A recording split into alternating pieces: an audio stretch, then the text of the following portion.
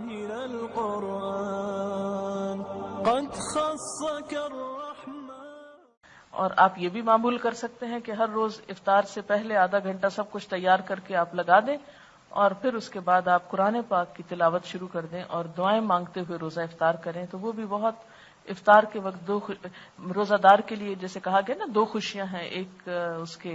اللہ تعالیٰ کی ملاقات کے وقت اور ایک روزہ افطار کرتے وقت. اگر آپ وہ وقت باتوں میں اور شور ہنگامے میں اور گھر میں ٹیلی ویژن چل رہا ہے کہ جی وہ پتہ چلے کہ کیا اس کا ٹائم ہو رہا ہے، روزہ کس وقت کھل رہا ہے اور اس میں میوزک بج رہا ہے اور ایک عجیب بے روح سی کیفیت ہے گھر کی، تو اس کی بجائے آپ گھڑیوں کے ٹائم بالکل ٹھیک کر لیں، اپنے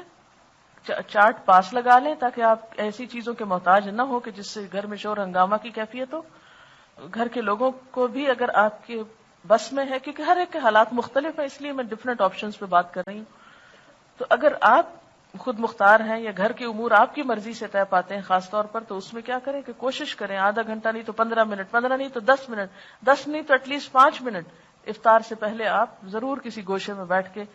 تلاوت کر کے اور افطار یعنی دعائیں مانگتے مانگتے. اور اس کے لیے بھی ایک اور چیز یہ ہے کہ اگر تو کوئی ہے گھر میں جیسے بچے ہیں تو کوشش کریں ہر روز ایک بچے کی ڈیوٹی لگا دیں افطار کرانے کی. اس سے کیا ہوگا، باقی لوگوں کو یکسوئی مل جائے گی اور اس بچے کو افطاری کا ثواب مل جائے گا. دوسرے دن دوسرے کی ڈیوٹی لگا دے، وہ سب کو افطار کرائے، سب بیٹھے اپنا اپنا قرآن پڑھ رہے ہیں اور ایک شخص جو ہی وہ روزہ کھلے وہ الرٹ ہو اور وہ اٹھ کے سب کو کھجور پانی وغیرہ سرو کر دے. کیونکہ عام طور پر کیا ہوتا ہے کہ ہر کوئی کہتا ہے اچھا کھلا ہے کہ نہیں روزہ، قرآن پڑھ رہے ہیں، اچھا مجھے بتانا جب وہ کھل جائے. اس سے عبادت کی روح چلی جاتی. آپ لگ جائیں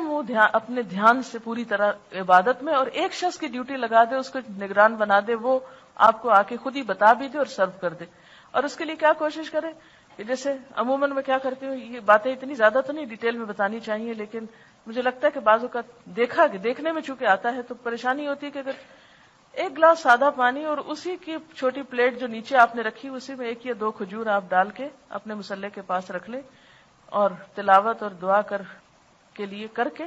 وہیں پر وہ کھجور کھا کے پانی کا گلاس پیے، اسی سے منہ بھی صاف ہو جائے گا اور وہیں کھڑے کھڑے اللہ اکبر کر کے اچھی سی نماز پڑھ کے پھر آ کے کھانے کی طرف چلیں.